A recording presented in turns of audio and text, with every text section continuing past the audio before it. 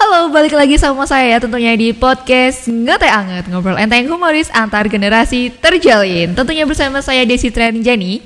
Dan di sebelah saya nih sudah ada, bisa dibilang pemuda ya.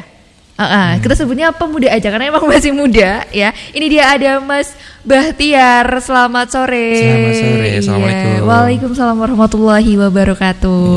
Ya. Nah ini Mas Bahtiar ini ya, dari info yang saya dapatkan ini adalah seorang seniman. Betul?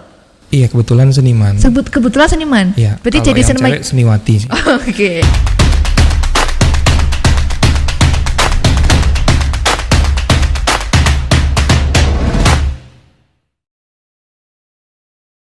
Berarti jadi seniman itu karena kebetulan?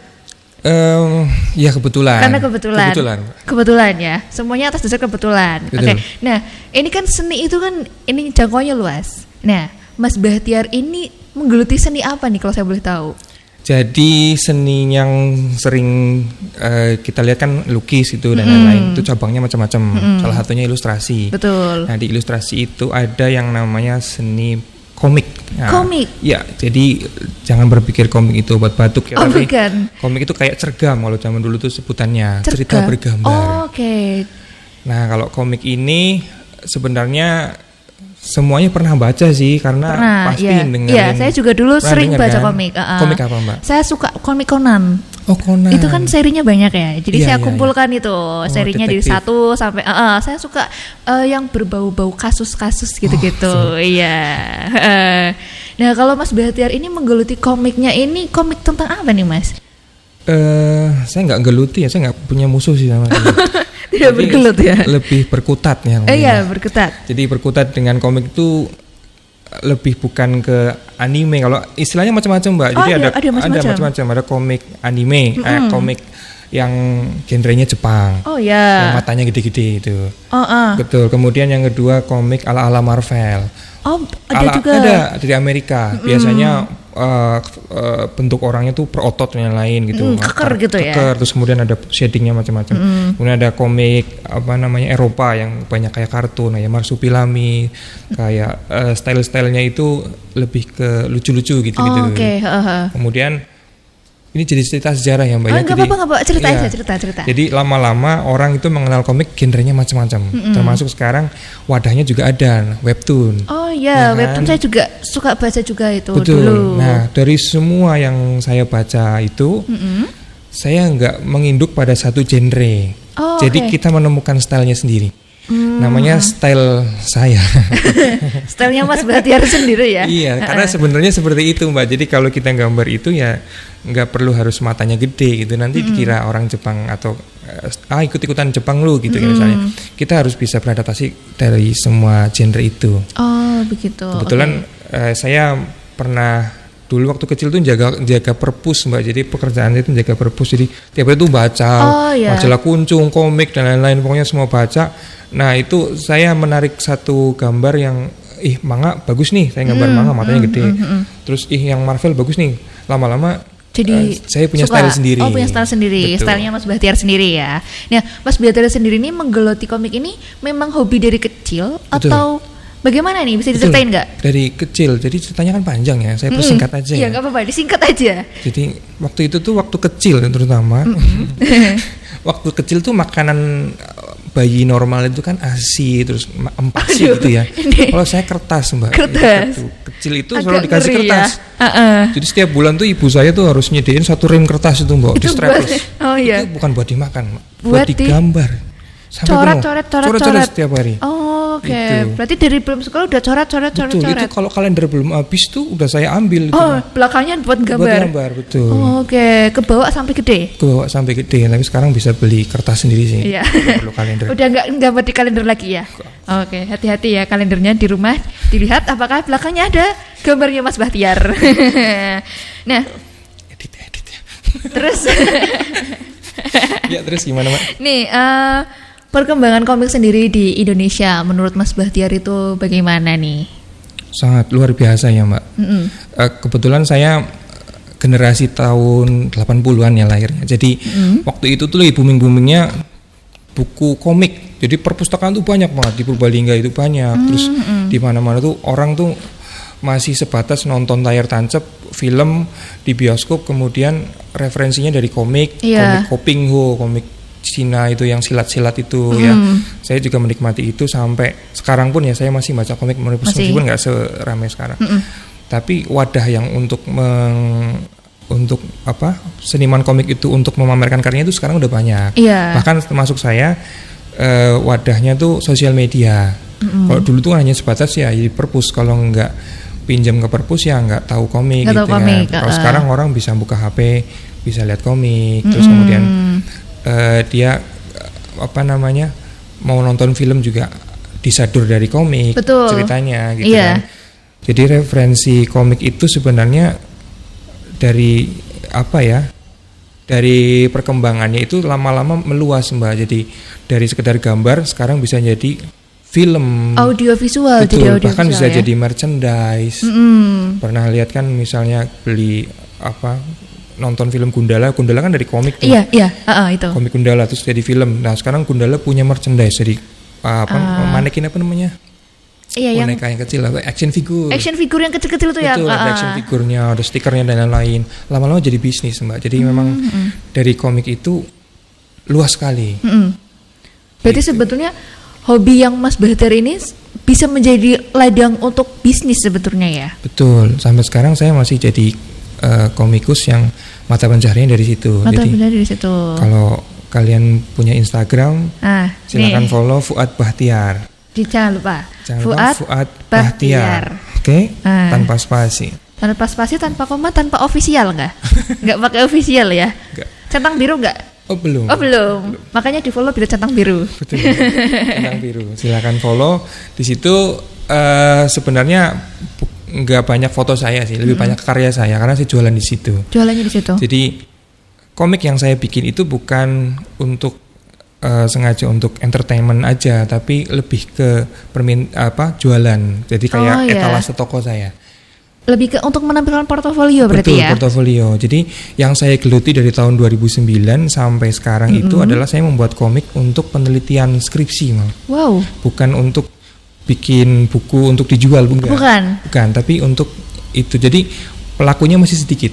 Jadi zaman dulu lagi ya, saya tua banget. Tropik pokoknya tahun 2009 itu mulai banyak penelitian yang menggunakan komik untuk memudahkan materi yang sulit.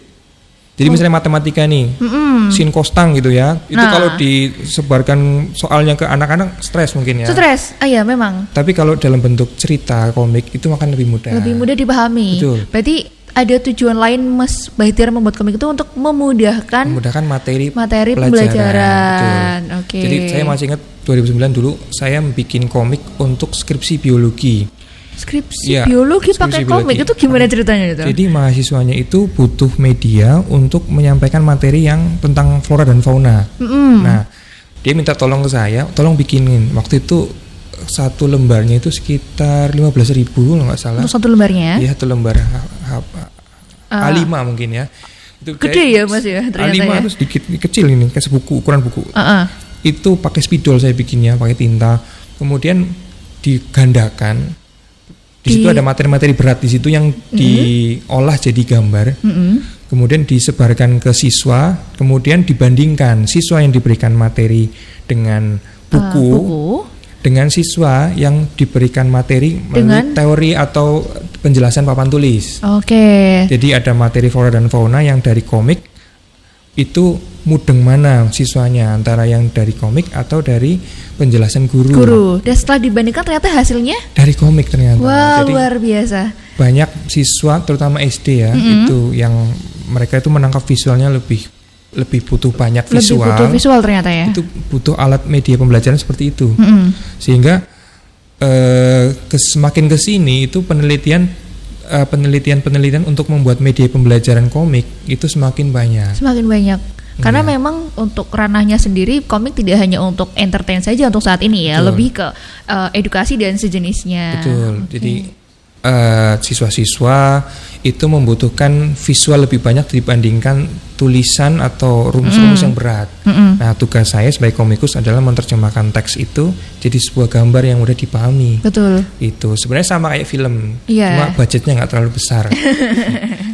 Dan di komik itu kelebihannya dengan film adalah kita bisa memvisualkan apapun tanpa terkendala biaya CGI gitu, enggak. Jadi kita bisa gambar alien seaneh mungkin gitu kan. Kalau di film kan harus pakai efek ini itu dan lain. Tapi kalau komik enggak, tinggal gambar aja. Oke. Itulah yang cikal bakal mulanya. Sebenarnya ini komik itu seni tertua sih. Karena zaman dulu lagi. Manusia purba itu hobinya bikin komik. Gambar. Lagi berburu di gambar. Oh, yang di goa-goa itu ya? Di goa-goa itu. Ya, ternyata. Di goa di Elo gitu. Di situ ada banyak berburu gitu kan.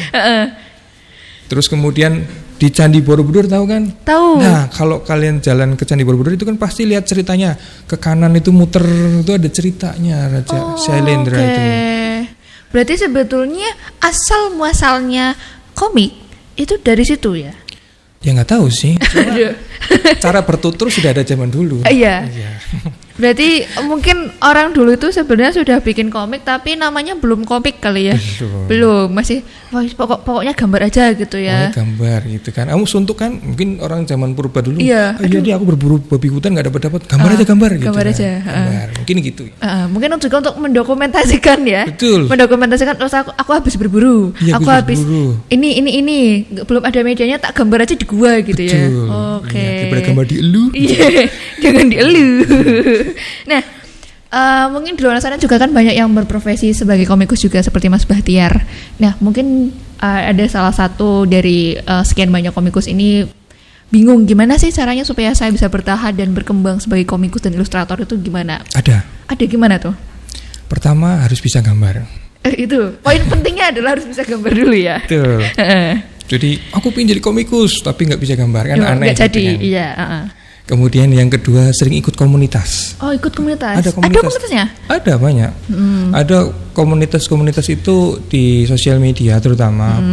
Nanti mereka akan membahas mengenai teknik, terus kemudian mengenai iklim komik zaman sekarang atau mungkin ayo kita joinan yuk, aku bikin webtoon nih. Terus di situ juga ada lapangan pekerjaan juga gitu, sharing-sharing. Ini ada job bikin komik nih, yang bisa bantuin aku nggak? Jadi di komunitas itu kita bisa membahas macam-macam gitu. Terus yang ketiga, ketika punya keinginan untuk bisa bikin komik, ya mulai realisasikan dari hal-hal yang sederhana dulu, misalnya dari kertas, dari hal media-media yang ya belum punya iPad nih, belum punya alat gambar yang komputer PC, nggak apa-apa, pakai handphone pun bisa. Oh, pakai handphone bisa. Ada aplikasi-aplikasi yang bisa buat gambar juga di situ di handphone. Pakai kertas juga bisa. Yang jelas ketika lebih sering berlatih dan di lingkungan yang satu hobi dengan kamu, pasti keinginan untuk bisa membuat komik itu selalu ada. Jadi akan terus terpacu untuk aku mau gambar lagi, aku mau bikin lagi, bikin jangan lagi, bikin terus. Profit. Jangan mikir profit. Jangan mikir profitnya dulu ya. Berkarya dulu. Bikin dulu aja pokoknya. Bikin dulu aja. Betul. Iya. Jadi jangan mikir untungnya dulu. Nanti jadi calo ujung-ujungnya. Yang ngerjain orang lain gitu. Iya. Mending gitu. Jadi kalau pengen jadiin komik ya bikinlah sendiri gitu kan. Apalagi sekarang wadahnya juga gratis. Ada webtoon ya. Di webtoon itu kamu gratis untuk ngupload. Bahkan kalau orang suka dengan komik kamu, meskipun gambarmu jelek, itu pasti bisa menghasilkan. Jadi ada di webtoon itu yang saya lupa komiknya apa, gambarnya itu jelek banget, tapi dari sisi cerita itu absurd. Nah, orang tuh tertariknya di situ malah ya. Di situ gitu. Jadi gambarnya aja nggak jelas gitu, tapi di ceritanya tuh kuat sehingga dia tetap berkarya terus dan diapresiasi juga sama pembaca gitu, dengan membayar, dengan selalu berlangganan gitu. Betul. Jadi jangan minder dulu, saya gambarnya jelek gitu ya. Betul. Tapi kalau bisa bikin ceritanya menarik pasti ada yang baca dan ada peminatnya ya. Betul. Nah, sering-sering nonton TV, film, sinetron, FTV sedikit-sedikit lah, karena absurdnya ada di FTV. Oke, nah ini saya mau tampilkan nih ada apa nih? Aduh, masa lalu saya. Iya, ini karena dari tadi bahasanya zaman dulu terus ya. Ini ada komik judulnya Super Ambyar, Tragedi Abad 22. Nah, ini bisa diceritain nggak Mas? Dari gambar ini ada ceritanya, katanya ini komik pertamanya Mas Bahtiar ya? Iya, ini komik saya waktu ikut Binel Jogja, waktu itu pameran. Komik ini menceritakan tentang tahun 2030 di mana semua superhero itu udah tua. Terus nggak ada yang Udah bisa sepuh-sepuh. membantu untuk menyerang alien-alien dari luar angkasa. Oh, ceritanya ada serangan alien Betul. berarti. Terus kalau lihat kelanjutannya itu Superman-nya udah diinfus gitu, jadi kasihan Superman-nya gitu. diinfus. Yang tersisa itu cuma Gundala waktu itu. Kalau nggak salah ceritanya seperti itu. Terus ada nggak alasannya kenapa namanya Super Ambyar? Karena udah nggak super lagi. Udah nggak super. Jadi ambiar semua. Udah ambiar ya. 2030 sebentar lagi ya Mbak. Oh ya, udah deket. Ada alien. Hati-hati ya, nanti 2030 Enggak, ada serangan alien. Ini bukan ramalan. Oh, bukan. Bukan, ini cuma komik ya. Ini cuma dreaming saya. Jadi ya absurd sih. Terus itu ceritanya ada apa ini? Ada yang ditangkap itu? Aduh, sebaiknya nggak usah dibahas. Oh, nggak usah dibahas ya. Tapi emang kayak gini lah. Gambar saya masih jelek. Ini pakai ballpoint. Oh, dulu ini pakai ballpoint. Iya, gambarnya pakai ballpoint. Ada apa? Tulisannya aja pakai. Wow, tulisan saya tegak bersambung. Tegak bersambung itu ada polisi juga ya. Iya, Mbak. Ada itu apa itu? Astronot main gitar itu di atas. Makanya Mbak, saya juga nggak tahu. Nah itu, saya baru tahu. Kan kalau astronot ya. itu kan. Saya ngapain 2008? Nah itu, 2008 itu masih kuliah. Masih kuliah Mbak, saya kuliah 2006. Itu dulu ambil jurusan apa kalau boleh tahu? Pendidikan seni rupa. Pendidikan seni rupa. Oke, berarti karena memang suka seni, akhirnya ngambil pendidikannya seni rupa. Betul. Oke, tapi saya masih agak menjadi pertanyaan ya, kenapa astronot kok pegang gitar gitu loh? Karena kan di bulan itu kan tidak ada gaya gravitasi ya, jadi semua itu mengambang gitu. Tapi kok bisa-bisanya gitar dipegang gitu loh? Terus itu astronotnya lagi nyanyi lagu apa gitu loh Mas? Dia sendiri yang denger sih Mbak. Iya. Karena pakai helm. Oh, oke. Nah ini ada lagi.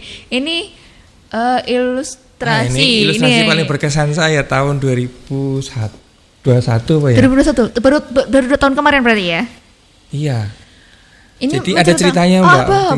Oke, boleh diceritakan gak Mas? Jadi waktu itu jam 1 pagi itu saya lagi bikin komik lembur. Tiba-tiba saya main Ome TV karena nggak ada temen.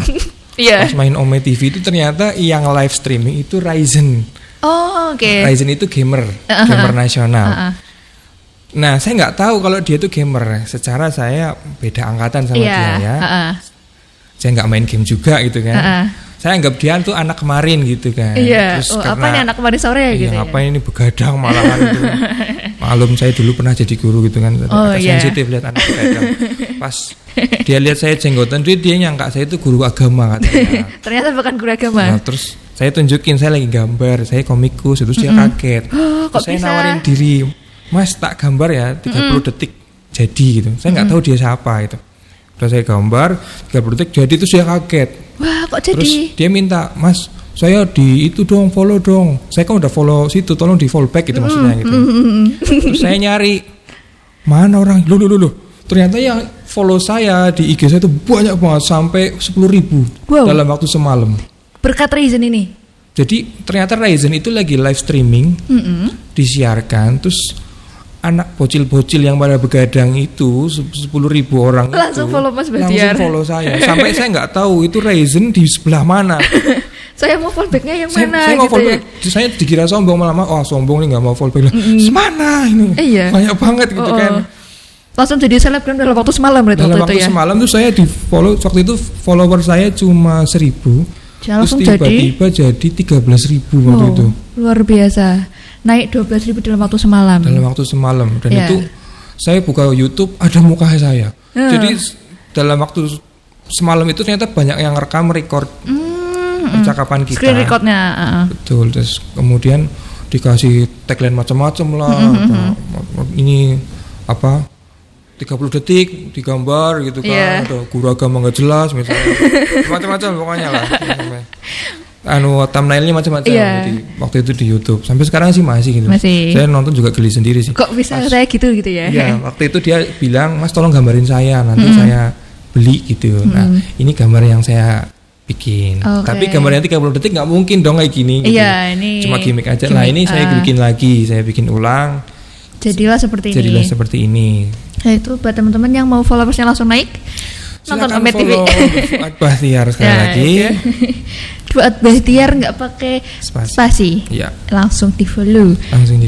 Oke. Nah, ini kan tadi katanya bisa gambar waktu 30 detik. 30 detik. Nah, ini gimana kalau kita kasih tantangan nih Mas Bahtiarnya nih? Saya spesialis gambar jelek ya Mbak, tapi bukan gambar ganteng, bukan gambar cantik kan. Oke.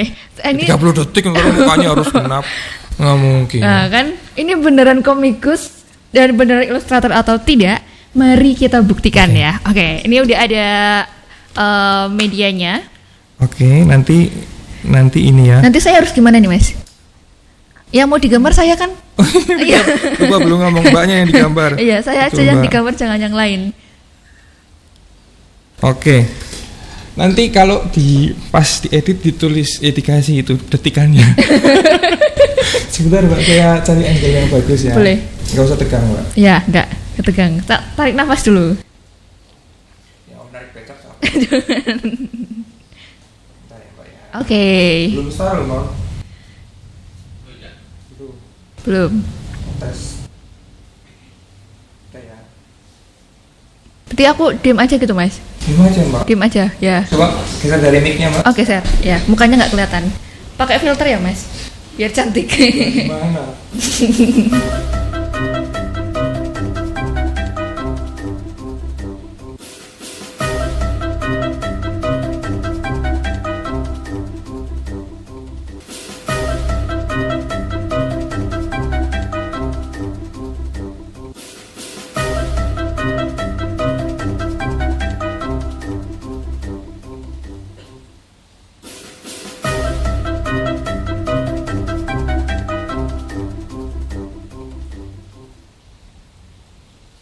Oke, jadi. Oke. Bisa dikasih lihat. Ini bisa dibandingkan. Ini hasil 30 detiknya. Nanti digenepi lagi ya. Digenepi lagi. ini pakai filter ya teman-teman ya. Jadi saya masih sempat gambar BL-nya sih. Oke, jadi ternyata terbukti ya. Dalam waktu 30 detik Mas Bahtiar sudah bisa menggambar muka saya. Ya, bisa dijajarin nggak Mas? Gimana? Hasilnya, iya, iya, hasilnya. biar yang ini bisa lihat loh. Iya. Nah, Iya. ini oke, bisa dilihat sendiri ya teman-teman ya, dibandingkan aja. Oke.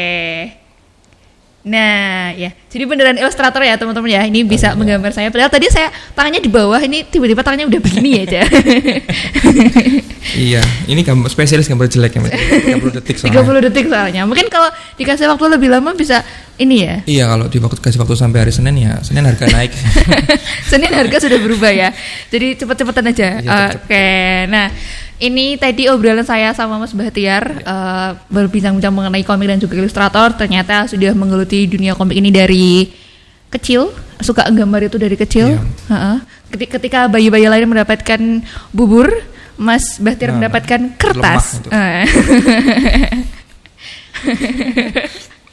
Oke, terima kasih Mas Bahtiar untuk waktunya dan terima kasih juga sudah mau melukis, menggambar. Iya, sama-sama Mbak. Sketsa wajah saya ya. Terima kasih loh Mas loh. Saya merasa ini jadi bangga gitu loh, digambarin gitu loh sama Mas Bahtiar gitu loh. Yang saya kira guru agama ternyata komikus. Terima kasih Mas Bahtiar, semoga sukses terus sebagai komikus dan juga ilustrator. Saya terus semoga nanti lebih banyak membantu dunia pendidikan dengan menggunakan media komik tentunya ya. Oke. Dan buat teman-teman jangan lupa ya di-follow. Sekali lagi di bawah nanti ada tulisannya ya di sini ya. Bahtiar nggak pakai spasi. Fuad Bahtiar nggak pakai spasi. Dan juga jangan lupa tetap tonton podcast Ngeteh Anget setiap hari Rabu dan juga hari Minggu jam 5 sore. Tentunya di podcast Ngeteh Anget ya. Dan juga jangan lupa biar nggak ketinggalan video terbaru dari kita, tetap harus like, komen, dan subscribe. Saya Desi Trendy pamit undur diri. See you, bye-bye.